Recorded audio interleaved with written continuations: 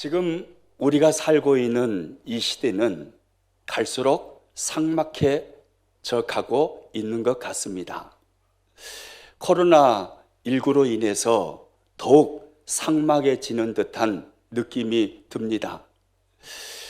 감염자가 되면 죄인 취급 받기도 하고 서로에 대한 무관심이 일상화되는 것 같아서 참 많이 안타깝습니다. 프랑스 속담에 그런 말이 있습니다. 관심은 친구를 만들지만 무관심은 적을 만든다. 세상에서 가장 무서운 적은 바로 무관심이라는 거죠. 노벨상을 수상한 엘리 비젤 교수는 21세기의 예측이라는 책에서 이런 말을 했습니다. 21세기의 인간 사회를 황폐화시킬 수 있는 가장 무서운 악이 있다면 그것은 무관심이다. 옳은 말이지요. 사랑의 반대말은 미움이 아닙니다. 사랑의 반대말은 무관심입니다. 세상에서 가장 악하고 가장 무서운 질병은 바로 무관심이라는 것입니다. 그런데 요즘에 참 안타까운 것 중에 하나가 무엇이냐면 사랑의 최후의 보루가 되어야 할 우리 믿음의 사람들이 아니면 교회가 점점점 세상 문화인 무관심을 닮아가고 있는 것 같아서 참 많이 안타까운 것 같습니다. 모든 교회가 그런 것은 아닙니다. 소수 일부 교회이겠지요. 코로나19로 인해서 교회 재정이 교회들마다 어려워진 것이 사실입니다. 모든 교회가 그 어려움을 느끼고 있을 것입니다. 그런데 어떤 일부 소수 교회는 교회가 재정이 어려우니까 우리 구제를 줄입시다. 성교를 줄입시다. 이렇게 말하는 교회들이 있습니다. 물론 우리 교회는 아닙니다. 그런데 오늘 성경을 보니까 하나님은 신명기 24장 19절을 통해서 우리들에게 이렇게 말씀하십니다. 같이 한번 읽습니다. 내가 밭에서 곡식을 벨 때에 그 한 뭇을 밭에 잊어버렸거든 다시 가서 가져오지 말고 나그네와 과와 과부를 위하여 남겨두라. 이게 하나님의 말씀이고 명령입니다. 밭에서 추수 때가 되어서 곡식을 뱁니다.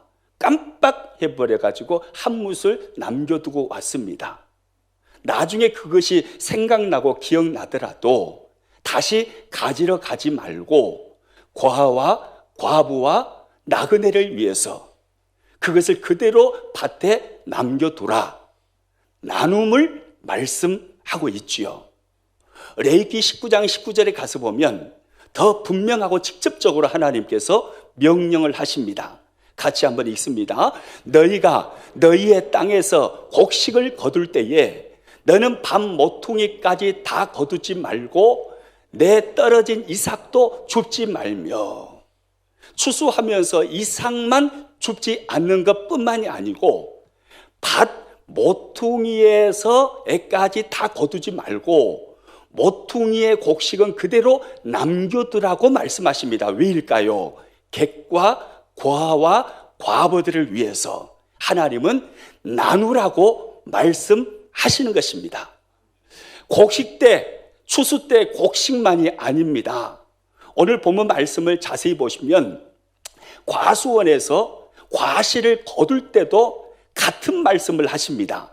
오늘 본문 20절 말씀 같이 읽습니다. 내가 내 감람나무를 떤 후에 그 가지를 다시 살피지 말고 그 남은 것은 객과 과와 과부를 위하여 남겨두며. 또 21절 말씀입니다. 내가 내 포도원에 포도를 딴 후에 그 남은 것을 다시 따지 말고 객과 과와 과부를 위하여 남겨두라. 하나님은 과수원지기가 과실을 딸 때, 감람나무 열매를 따고 포도 열매를 딸 때 남은 것을 그대로 남겨두라고 말씀하십니다. 왜요? 객과 과와 과부와 함께 그 남은 것을 나누라는 하나님의 말씀이지요. 여러분, 이렇게 성경을 보면 여러 곳에서 하나님은 나눔에 대해서 말씀을 하십니다. 그러면 왜 하나님은 하나님의 백성들에게 나눔을 명령하시고 말씀하실까요? 참 중요한 이야기입니다. 왜 그렇게 하나님은 말씀하실까요? 왜냐하면 나눔은 하나님의 성품이기 때문입니다. 아주 중요한 말입니다. 따라서 해봅니다. 나눔은 하나님의 성품이기 때문입니다. 여러분, 그렇습니다. 나눔은 하나님의 성품입니다. 하나님은 끊임없이 나누기를 원하십니다. 예수님의 생애를 보십시오. 예수님의 생애는 나눔의 생애이셨습니다. 예수님은 진리를 나누셨습니다. 예수님은 지혜를 나누셨습니다. 예수님은 생명을 나누셨습니다. 할렐루야. 그분은 하나님이셨습니다. 하늘 보좌를 버리시고 이 땅에 우리를 찾아오셨습니다. 하나님이신 그분이 이 땅에 찾아오셔서 하신 일, 나눔의 생애를 사셨습니다. 가끔 TV 뉴스나 신문을 보면 그런 흐뭇한 뉴스를 접할 때가 있습니다. 어떤 사람이 자신의 콩팥이나 간을 떼어서 꺼져가는 사람에게 그 생명을 나눠주는 그런 흐뭇한 기사를 볼 때가 있지요. 그런데 우리 주님은 콩팥이나 간 정도를 우리에게 나누신 것이 아닙니다. 우리 주님은 당신의 생명을 우리에게 나누어 주셨습니다. 우리 주님은 당신의 모든 것을, 당신의 몸 전체를 우리를 위하여 주셨고 우리에게 나누어 주셨습니다. 남아있는 피 한 방울까지 예수님은 우리를 위하여 나누어 주셨습니다. 그래서 이혜인 시인은 나눔에 대한 묵상 기도라는 시에서 이렇게 기도를 했습니다. 주님, 당신의 생애는 그렇게도 철저한 나눔의 생애로 부서졌건만 우리의 날들은 어찌 이리 소유를 위해서만 숨이 차게 바쁜지 시시로 당신 앞에 성찰하게 하소서. 당신이 세상에서 모범을 보이신 대로 아낌없이 모든 것 내어주고도 한 끗의 후회가 없는 너그럽고 순수한 마음을 주소서. 하나님의 성품은 나눔이십니다. 예수님의 생애는 나눔의 생애이셨습니다. 하나님은 성경 여러 곳에서 우리들에게 말씀하십니다. 예수님의 생애를 본받아서 하나님의 성품을 가지고 끊임없이 나누는 삶을 살아가라고 말입니다. 여러분, 그런데 나눈다라는 것, 이건 쉬운 일이 아닙니다. 나눔은 내가 손해보는 실제적인 행동입니다. 나에게 있는 것을 나눔으로 인해서 그에 걸맞는 고통을 내가 당해야 합니다. 그러므로 나눈다라는 것은 결코 쉽지 않습니다. 여러분, 그러면 누가 나눔의 인생을 살아갈 수가 있을까요? 두 가지로 정리해 볼 수 있을 것 같습니다. 첫째는요, 하나님의 소유권을 인정하는 사람. 이 사람이 나눔의 삶을 실천하며 살아갈 수가 있습니다. 철저하게 하나님의 소유권을 인정하는 교회가 나눔의 사역을 감당할 수가 있습니다. 여러분, 우리가 가지고 있는 모든 것은 하나님의 것임을 우리는 믿습니다. 내 것이라 말하고 싶지만 내 것이 아닌 것이 사실입니다. 내 것이 아닙니다. 모든 것은 하나님의 것입니다. 우리는 단지 하나님의 것을 맡아서 하나님의 뜻대로 관리하고 사용하는 청지기일 뿐입니다. 나에 있는 모든 것이 하나님의 소유권이라는 것을 인정하는 사람, 이 사람이 나눔의 삶을 살 수 있습니다. 그래서 사도 바울은요, 고린도 교회 성도들에게 편지하면서 이런 말을 했습니다. 고린도전서 4장 7절 말씀입니다. 내게 있는 것 중에 받지 아니한 것이 무엇이냐? 너에게 있는 것들 중에 하나님께로부터 받지 아니한 것이 무엇이냐? 모든 것이 하나님의 소유다라는 말입니다. 그렇습니다. 저와 여러분이 가지고 있는 모든 것은, 우리 교회가 소유하고 있는 모든 것은 하나님의 소유인 줄로 우리는 믿습니다. 호세아 선지서를 가서 보면요, 하나님은 우상 제물까지도 하나님의 소유라고 말씀을 하십니다. 그러면서 우상에게 바치는 우상 제물이 하나님의 것, 당신의 것인데 어찌 그것을 가지고 우상에게 바치느냐라고 호세아를 통해서 이스라엘을 책망하시는 것을 볼 수 있습니다. 호세아서 2장 8절 말씀입니다. 곡식과 새 포도주와 기름은 내가 그에게 준 것이요, 그들이 바알을 위하여 쓴 은과 금도 내가 그에게 더하여 준 것이거늘 그가 알지 못하도다. 우상에게 바치는 그 재물까지도 하나님께서 주신 거라는 거예요. 여러분, 모든 것은 하나님의 소유입니다. 저와 여러분이 내 것이라고 말하는 그 모든 것은, 우리 교회가 우리 것이라고 말하는 모든 것은, 한국교회가 한국교회 것이라고 말하는 그 모든 것은 하나님의 소유인 것이 분명합니다. 하나님의 소유권을 인정하는 사람, 이 사람만이 나눔의 삶을 살아갈 수 있습니다. 또 누가 나눔의 삶을 살아갈 수 있을까요? 전제지향적인 삶을 살아가는 사람입니다. 에릭 프롬의 소유냐 존재냐라는 책이 있습니다. 에릭 프롬은 물질에 대한 사람의 반응에 따라서 소유지향적인 사람과 존재지향적인 사람으로 나누었습니다. 어떤 사람이 소유지향적인 사람일까요? 많이 갖기를 원합니다. 풍성하기를 원합니다. 부자 되기를 원합니다. 좋은 것을 취하기를 원합니다. 자기 욕구를 소유를 통해서 만족하려고 하는 사람이지요. 소유지향적인 사람입니다. 왜 많은 사람들이 명품을 원할까요? 왜 다른 사람이 갖지 못한 것을 나만 갖고 있기를 원할까요? 왜요? 소유지향적인 성향을 가지고 있기 때문에 그렇습니다. 우리가 살다 보면 주변에서 그렇게 말하는 사람들 말을 들을 때가 있습니다. 물론 우리 교회 성도들은 한 분도 그런 말을 하는 분이 없을 것입니다. 내가 돈 벌어서 내가 쓰는데 무슨 상관이야?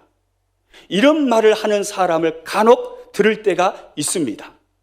맞는 말 같지만 그리스도인의 세계관과 가치관으로 따져보면 정확하게 틀린 말입니다. 소유지향적인 그런 생각을 가지고 사니까 그런 말을 하는 것입니다. 이 소유지향적인 사람은 절대로 나눔의 삶을 살지 못합니다. 그러면 존재지향적인 사람은 어떤 사람일까요? 존재지향적인 사람은 무엇을 얼마나 많이 가졌느냐, 무엇이 얼마나 풍성하느냐, 많이 가진 것에 인생의 의미를 두지 않습니다.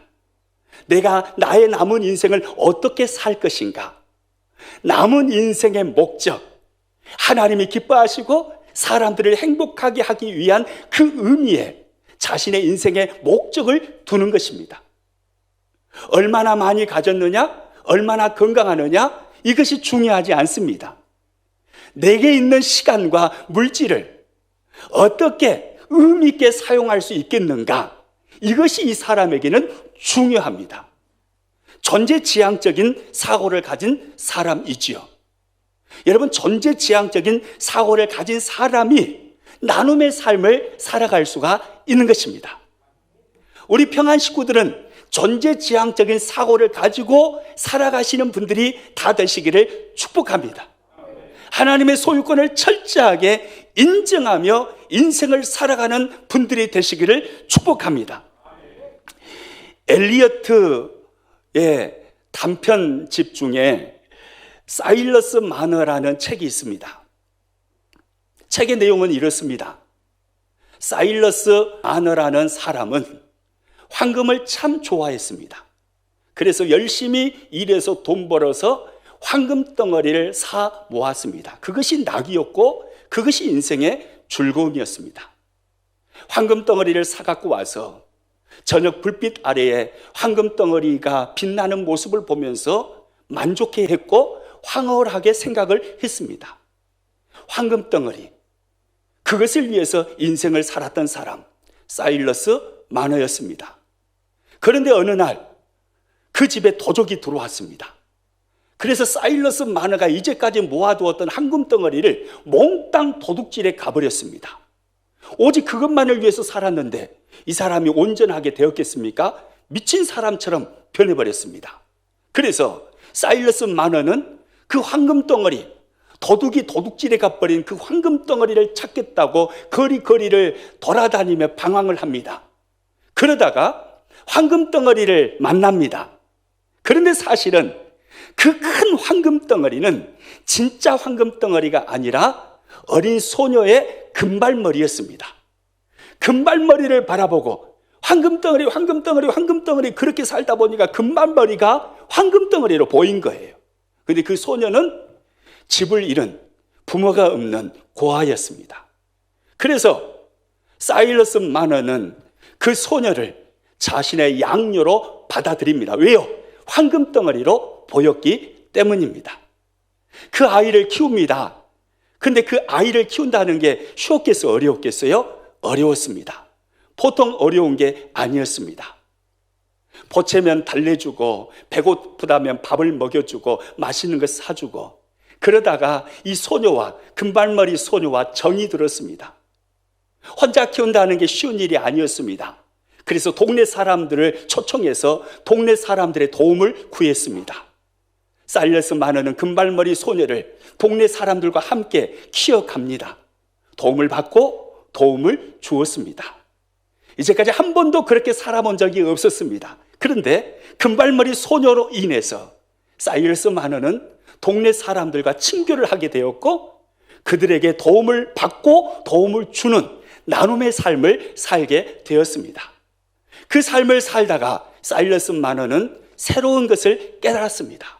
아, 여기에 진정한 행복이 있구나.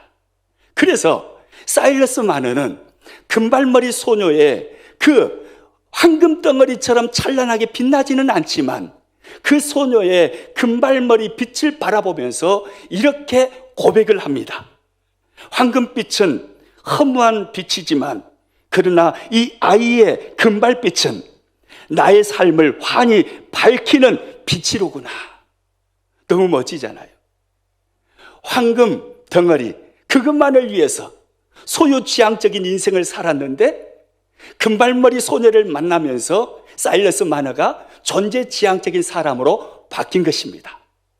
그래서 존재지향적인 삶을 살아가다 보니까 거기에 진정한 인생의 즐거움과 만족과 기쁨과 행복이 있는 것을, 자신의 인생의 미래를 가장 찬란하게 비추는 그 빛이 거기에 있음을 발견하게 된 것입니다. 존재지향적인 삶을 살아가는 사람이 나눔의 인생을 살 수 있는 것입니다. 우리 평안의 식구들은 존재지향적인 인생을 살아갈 수 있기를 축복합니다. 하나님의 소유권을 철저하게 인정하는 삶을 살아가시기를 축복합니다. 그럴 때 우리는 하나님의 말씀을 따라서 나눔의 인생을 살아가는 예수님의 생애를 본받는 사람들이 될 것입니다. 여러분, 그러면 우리는 왜 나눔의 인생을, 나눔의 삶을 살아야 할까요?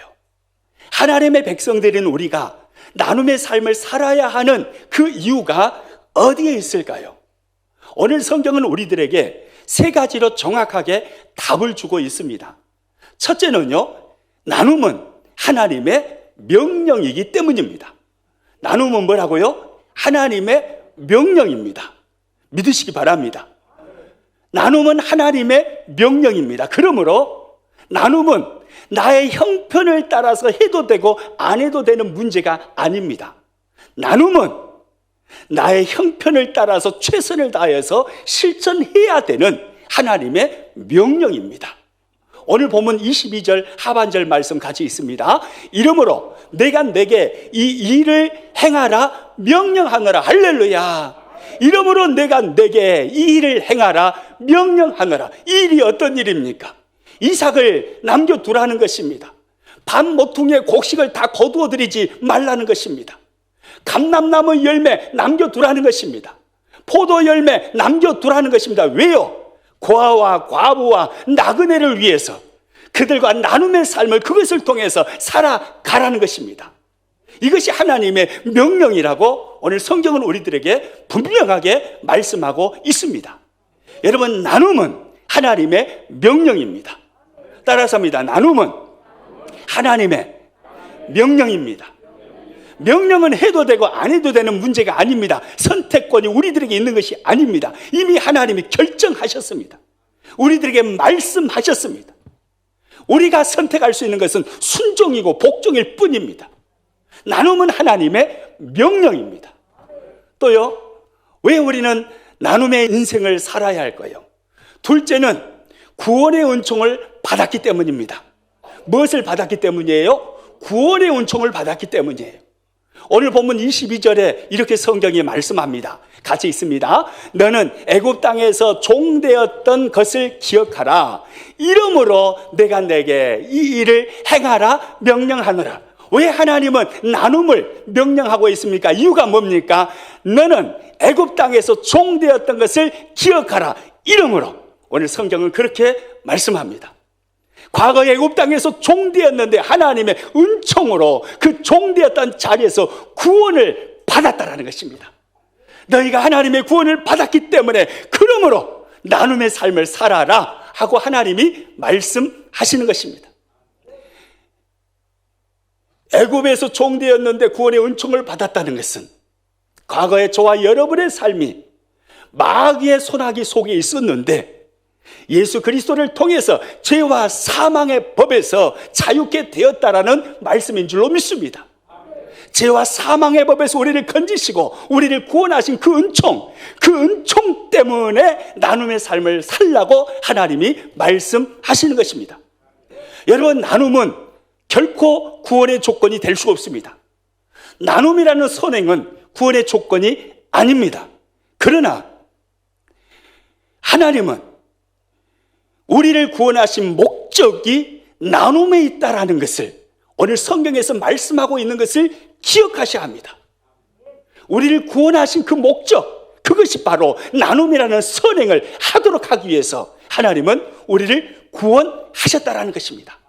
그러므로 우리는 나눔의 삶을 살아야 합니다. 할렐루야. 여러분, 또 하나요. 왜 우리는 나눔의 삶을 살아야 할까요? 세 번째 이유요. 하나님께서 뭘 주시기 때문이에요? 복을 주시기 때문이에요. 나눔의 삶을 살아가는 사람에게, 나눔의 삶을 살아가는 교회에게, 나눔의 삶을 살아가는 공동체에게 하나님은 복을 주신다라는 것입니다. 오늘 성경은 분명하게 우리들에게 이것을 말씀해 주고 있습니다. 오늘 본문 19절 말씀 같이 읽겠습니다. 내가 밭에서 곡식을 벨 때에 그 한 뭇을 밭에 잊어버렸거든 다시 가서 가져오지 말고 나그네와 과와 과부를 위하여 남겨두라. 그리하면 내 하나님 여호와께서 내 손으로 하는 모든 일에 복을 내리시리라. 하나님의 약속이죠. 과와 과부와 나그네를 잊어버리지 아니하고 그들을 섬기며 그들에게 나눔의 삶을 실천하면 하나님께서 그렇게 나눔의 삶을 살아가는 사람에게 복을 주시겠다고 분명하게 약속을 하셨습니다. 해방 전입니다. 서울의 큰 부잣집에 작은 방 하나를 얻어서 살던 날품팔이 가난한 아버지와 그리고 작은 아들이 있었습니다. 큰 부잣집에 방 하나를 얻어서 하루하루 살아가는 것입니다. 어느 추운 겨울이었습니다. 부잣집 주인이 안방을 들어가려고 하는데 그 작은 방 앞에 마루에서 가난한 이 아버지가 그 작은 아들에게 차디찬 식은 밥을 떠가지고 입에 넣어주고 있는 모습이 보였습니다. 그 모습을 보는 순간에 부잣집 그 주인의 마음에 안쓰러운 마음이 들었습니다. 그래서 그 가난한 아버지와 작은 아들을 자신이 사는 안방으로 데리고 들어갔습니다. 그리고 날마다 따뜻한 밥을 먹고 많은 반찬을 먹는 그 상에 초대를 했습니다. 따뜻한 밥을 같이 먹었습니다. 그리고 맛있는 반찬을 함께 나누었습니다. 아버지는 그 음식을 먹으면서 연신 눈물을 흘립니다. 하루하루 날마다의 삶이 그렇게 이어졌습니다. 그 다음 날도 역시 주인집 그 아저씨는 그 아버지와 작은 아들을 자신의 안방으로 초대해서 따뜻한 밥과 반찬을 먹여주었습니다. 겨울 내내 하루도 거르지 않고 그의 겨울은 그 부잣집 주인은 그 아버지와 그 아들을 그렇게 먹이고 나누었습니다. 그리고 세월이 흘렀습니다. 이 가난한 아버지와 작은 아들은 그 집을 떠났습니다. 그리고 해방이 되었습니다. 한국 전쟁이 일어났습니다. 그 한국 전쟁 때 그 부자는 미처 도망을 가지 못했습니다. 지주였지요. 그러다 보니까 인민재판에 회부되었습니다. 인민재판에 끌려간 것입니다. 지주니까. 인민재판에 끌려갔는데 가서 보니까 인민재판에 회부된 모든 지주들이 즉결처형을 당하고 있는 것이었습니다. 순서를 따라서 이 부잣집 아저씨의 이름이 불려졌습니다. 그때 인민재판을 하고 있는 한 중앙에 인민군 장교가 갑자기 자리에서 벌떡 일어났습니다. 그리고 그 이름이 불려진 그 지주, 그 부잣집 주인을 향해서 걸어갔습니다. 얼굴을 확인합니다. 그러더니 곧바로 명령을 합니다. 이봐, 당장 포박을 풀라오! 그래서 그 부잣집 주인은 포박이 풀렸고 자유롭게 되었습니다. 인민군 장교가 자신의 사무실로 따라오라고 그럽니다. 무슨 영문인지 알지 못한 채 그 인민장군을 따라갔는데 그 인민군 장교가 무릎을 딱 꿇더니 그 부잣집 주인 손을 꽉 잡으면서 눈물을 흘리는 것입니다. 그러면서 이렇게 말합니다. 아저씨, 절 모르시겠어요? 10수년 전에 아저씨는 그 추운 날, 그 겨울 내내 저의 아버지와 저를 아저씨의 따뜻한 방으로 초대해서 따뜻한 밥과 음식을 나누어 주었죠. 아저씨, 바로 그 아들이 접니다. 이러는 것입니다. 그래서 구사일생으로 이 부잣집 주인이 살아났다는 거예요. 여러분, 사람도 그렇습니다. 사람도 은혜를 입으면 가만히 있지 못합니다. 여러분, 하나님은 나누는 자를 향하여서 복을 약속하셨습니다. 사람도 나눔을 받고는 견디질 못하는데 여러분, 하나님은 어떠하시겠습니까? 하나님께서 복을 말씀하셨다라면 복을 주시는 하나님이신 줄로 믿습니다. 우리 교회는 참 하나님의 은혜입니다. 하나님의 복을 참 많이 받았습니다. 하나님의 은혜를 많이 받은 교회 중에 하나라고 생각을 합니다. 왜 하나님은 우리 교회에 이런 은혜와 이런 복을 주시는 것일까요? 저는 이것을 확신합니다. 선교와 구제에 있다는 것을요.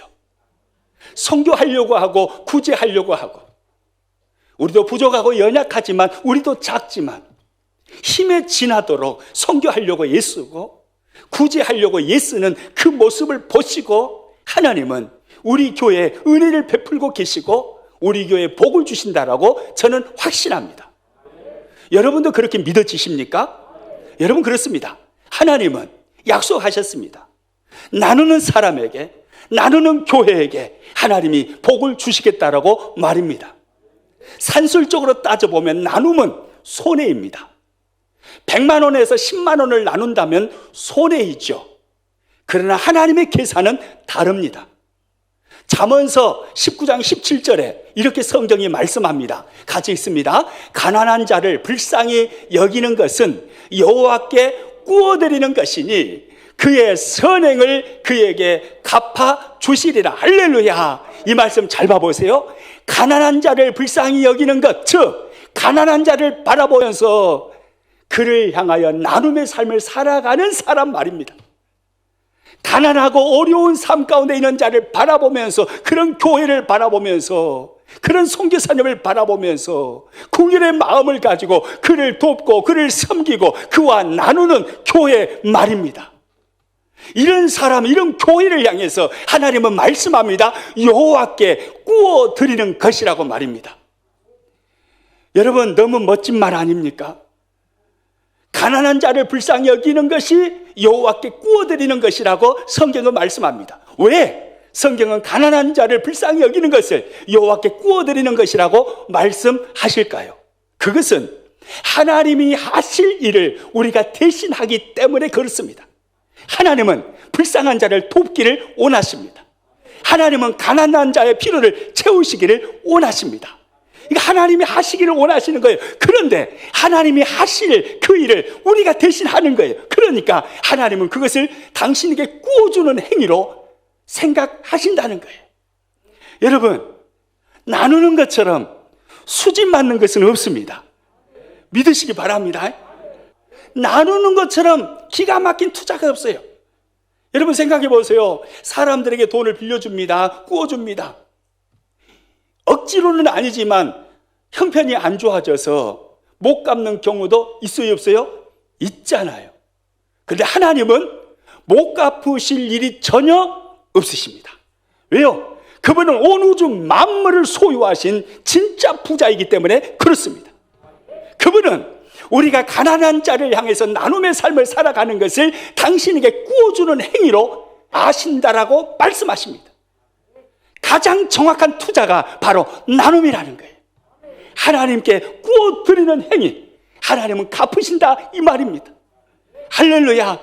여러분, 하나님은 갚아주십니다. 하나님이 약속하셨습니다. 여러분, 교회가 무엇입니까? 교회는 건물일까요? 아닙니다. 교회는 조직이고 시스템일까요? 아닙니다. 교회는 건물도 필요하고 교회는 조직도 필요하고 시스템도 필요합니다. 그러나 교회는 건물도 아니요, 조직도 아니요, 시스템도 아닙니다. 교회는 공동체입니다. 예수 그리스도를 구원의 주님으로 고백하고 하나님의 생명에 연합된 생명 공동체, 여기가 바로 교회입니다. 하나님을 예배하는 예배 공동체, 여기가 바로 교회입니다. 하나님께서 성경을 통해서 우리들에게 말씀하신 그 하나님의 꿈을 비전으로 함께 공유하고 그 비전을 함께 나누면서 그 비전을 향해 함께 나아가는 비전 공동체, 여기가 바로 교회입니다. 하나님의 명령을 따라서 하나님의 사랑을 가난하고 어려운 사람들을 향해서, 그리고 힘들고 어려운 교회와 선교사님들을 향해서 끊임없이 나누고 섬기는 곳, 여기가 바로 나눔 공동체, 바로 교회입니다. 교회는 건물이 아닙니다. 지난주에 우리가 말씀을 나눴습니다. 본질과 비본질. 교회는 본질이 있고 본질은 변해서는 안 됩니다. 본질은 끝까지 고집스럽게 잡고 가야 합니다. 본질이 변하면 이단이 됩니다. 그러나 비본질은 끊임없이 바꿔가야 합니다. 문화, 특성, 그 지역의 특징, 이런 것에 따라서 끊임없이 건물도 바꿔야 되고 조직도 바꿔야 되고 시스템도 바꿔야 합니다. 그릇은 끊임없이 바꾸는 것입니다. 그러나 본질은 바꿔서는 안 됩니다. 교회 본질이 무엇입니까? 복음을 나누는 것입니다. 이것이 교회의 본질입니다. 이것을 바꾸면 교회는 끝장나는 것입니다. 교회의 생명을 잃어버리는 것입니다. 교회는 본질을 사수해야 합니다. 선교와 구제, 선교를 통해서 선교사님을 해외에 파송함으로 복음을 나눕니다. 구제를 통해서 예수 사랑을 이웃들에게 나눕니다. 선교와 구제, 이것은 교회의 본질적인 행위입니다. 이것을 고집스럽게 해가는 사람, 이것을 고집스럽게 해가는 교회, 그 교회를 향해서 주님은 약속하시는 것입니다. 그 교회의 복을, 그 사람에게 복을 주시겠다고 말입니다. 여러분, 초대교회를 보십시오. 예수님께서 디자인하신 초대교회의 모습, 초대교회는 나눔의 공동체였습니다. 초대교회는 자기 것을 자기 것이라고 말하지 않았습니다. 서로가 나누었습니다. 그래서 초대교회는 나눔 공동체였습니다. 사도행전 4장 32절 말씀 같이 읽습니다. 믿는 무리가 한 마음과 한 뜻이 되어 모든 물건을 서로 통용하고 자기 재물을 자기 것이라 하는 이가 하나도 없더라. 할렐루야. 이 모습이 바로 예수님께서 디자인하신 초대교회의 모습입니다. 나눔 공동체예요. 끊임없이 나누는 것입니다. 내 것을 내 것이라고 말하지 않습니다. 필요한 자에게 끊임없이 내어놓고 나누는 것입니다. 이것이 초대교회의 모습이었습니다. 성도의 모습이었고 교회의 모습이었습니다. 예수님이 디자인하신 교회는 바로 이런 모습이었습니다. 우리 교회는 주님 다시 오실 때까지 고집스럽게 교회의 본질적인 행위를 해가야 할 줄로 믿습니다. 한국교회 모든 교회가, 아니 한국교회뿐만이 아니에요. 이 땅에 십자가를 걸고 있는 모든 세계교회는 이 본질을 잊어버려서는 안 됩니다. 아무리 힘들고 아무리 어려워도 할 것은 해야 되는 것입니다. 왜요? 그것이 본질이기 때문에 그런 거예요. 본질이니까 붙잡아야 되는 거예요. 여러분, 이스라엘에 가서 보면요, 갈릴리 바다와 사해 바다, 두 바다가 있다고 그럽니다. 그런데 전혀 다른 바다입니다. 갈릴리 바다는 물을 요단강을 통해서 끊임없이 흘려보냅니다. 갈릴리 바다가 흘려보낸 물은 사해 바다로 모여듭니다. 그런데 사해 바다는 그렇지 않습니다. 갈릴리 바다를 통해서 물을 받은 사해 바다는 흘려보내지 않습니다. 계속해서 모아둡니다. 어떤 곳으로도 흘려보내지 않습니다. 왜요? 지구촌에서 가장 낮은 곳이 바로 사해 바다이기 때문에 그렇습니다. 흘려보내지 않습니다. 그랬더니 결론입니다. 세상에서 염분이 가장 많은 그 바다가 사해 바다입니다.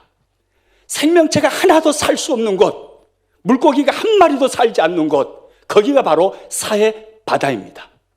그런데 갈릴리 바다는 그렇지 않습니다. 위에 있는 헐몬산에서부터 시원한 물을 받습니다. 시원한 물을 끊임없이 공급받고 저장만 하는 것이 아닙니다. 갈릴리 바다는 그것을 공급받아서 요단강을 통해서 끊임없이 흘려보냅니다. 그랬더니 결론입니다. 갈릴리 바다는 생명체가 넘칩니다. 갈릴리 바다는 물고기가 많습니다. 복음서에서도 갈릴리에서 고기 잡는 어부들의 모습이 나오잖아요. 여러분, 그렇습니다. 저와 여러분의 삶은 이와 같아야 할 줄로 믿습니다. 여러분, 절대로 사해 바다가 되지 마시기를 축복합니다. 갈릴리 바다가 되시기를 축복합니다. 우리 옆 사람 서로 인사합니다. 우리 갈릴리 바다가 됩시다.